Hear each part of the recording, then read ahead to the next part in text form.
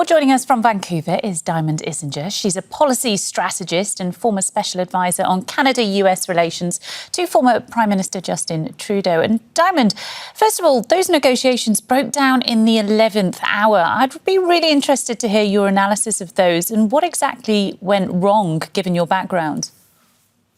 Well, they fell apart in the 11th hour multiple times in the last days, weeks, and months. We saw, though, last night the final culmination of that, in that the Canadian and US governments weren't able to reach an agreement on a way forward. And the Prime Minister Carney, has made pretty clear today what that was all about. Canada went into the talks with a clear sort of aspirational set of values or objectives of what they wanted to achieve.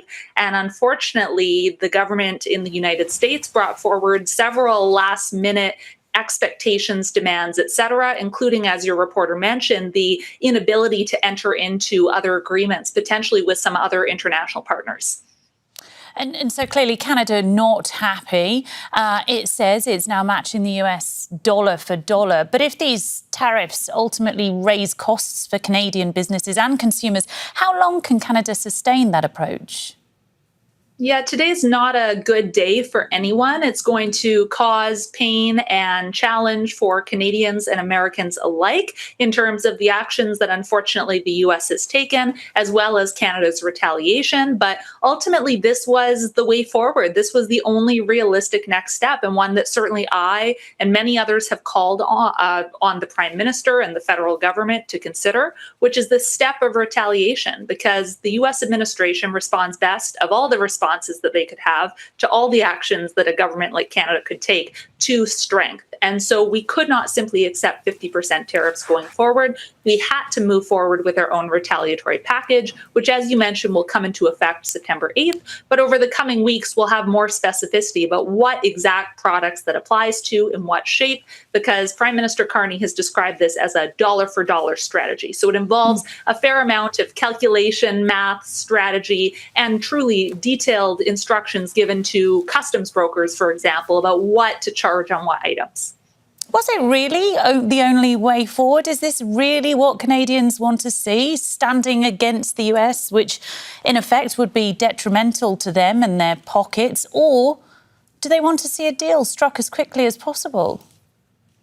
Well, everyone, I think just about every Canadian would have loved to have seen a deal if beneficial. But there is a broad base of Canadian support right now in public opinion, in across partisan lines here in our politics in Canada, that very clearly support this next step of retaliation. Canada has continued to come to the table in pretty good faith with the US administration, coming forward with concrete proposals, pressing forward for progress. And if we can't get to this next step, retaliation is very widely supported by Canadians, even if it will require, as you allude to, potentially some discomfort and economic challenge in the short term.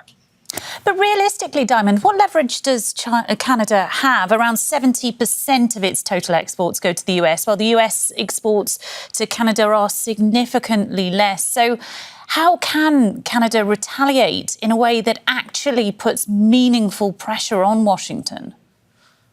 Well, there are a few pillars of leverage that exist here. One is economic. Not only do we send a tremendous number of our products to the United States, but we as Canada are a major customer for US goods. Another is political. The US is heading towards midterm elections later this year, and there is a massive rising cost of living right now for everyday Americans that can be directly attributed to actions by their administration like tariffs on Canada. And so between all of these different factors, whether it's actions that we proactively take now to retaliate, whether it's choices of the US administration themselves, this is going to reach an untenable place for them in the coming weeks and months where they may need to reevaluate, let alone whether or not, as I think your reporter mentioned, there may be additional legal options, for example, to evaluate the legality of this 50% tariff domestically within the US.